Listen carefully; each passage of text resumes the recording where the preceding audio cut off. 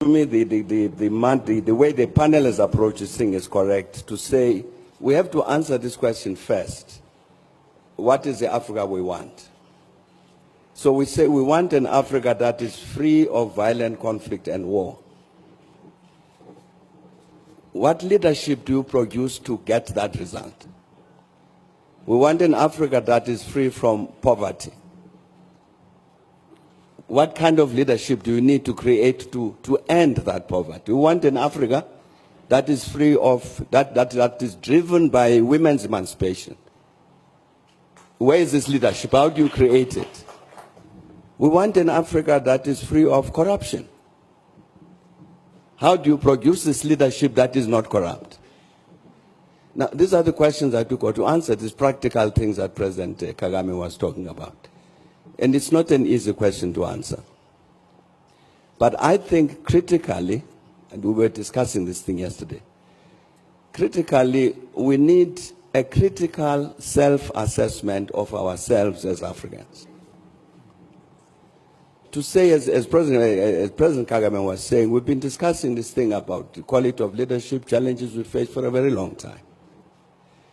But when have we sat down to say, now let us assess, you, Thabo Mbeki, were president of South Africa for so long. Let's assess your performance. Did you provide this kind of leadership that is suitable for this Africa that we want? Where did you go wrong? We got the African peer review mechanism, which President Obasanjo can speak about.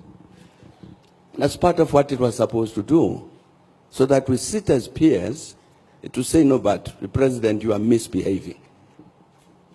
You are stealing public resources. You've accessed power in order to put money in your pocket. This is not the leadership we want. But we're not doing that sufficiently because we're afraid. We're afraid to speak frankly to one another about the wrong things that we're doing. And I think if we don't do that, we will meet a century hence to discuss the same question. I think that critical self-assessment of the continent is necessary. And I mean a real, critical, truthful self-assessment that's critical. And I think that would be an important step forward in terms of producing this kind of leadership which Africa wants. I'm handing this to President Kab. I suspected you might do that, yes.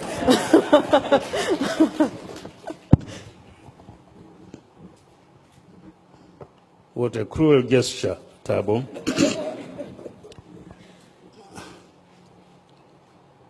We want an Africa, as you said, where there is equality of gender, equality of opportunity, promise of a good, healthy life, promise of an educated society, promise of a leadership that thinks more about service than being served. We want all of that, borders to be removed and so on. Why don't we have it? My answer is very clear. Because you have a selfish leadership. Extremely selfish. We often think of the problem of leadership as being the problem of the leaders alone. Fine. They must be defined, have integrity, have all those we want. But to succeed, they must be able to implant those attributes in the population. Their political parties must be organized in such a way that they reflect those values and embody those aspirations in their political interaction. If they don't, you have trouble. We are multi-ethnic societies.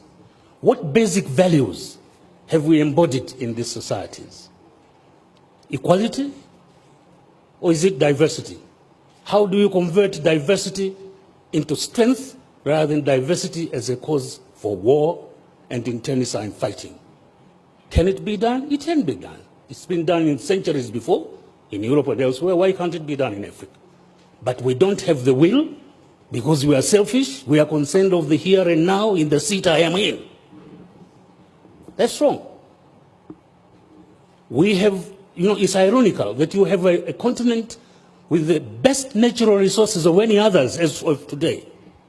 But they are being exploited for the sustenance of those who enslaved us and continue exploiting us rather than being exploited for our own emancipation. Why? Because you have a leadership that does not recognize the degree of present-day enslavement, economic enslavement, and the necessity for emancipation. It's ironical. We talk about development, but we don't stop in time to define what development in our kind of situation is. One of the greatest reasons of admiration for this country, for instance, is the fact that you have here a universal system of health and education delivery. Now that is development. Rwanda is more developed than any of these Western countries in this regard, where you have assured health and education delivery. So we really must rethink where we are, why we are, what we can be, and how we can. I agree, women, youth, and all those things. But internally, the fault is in us, dear Brutus, not in our stars. Thank you.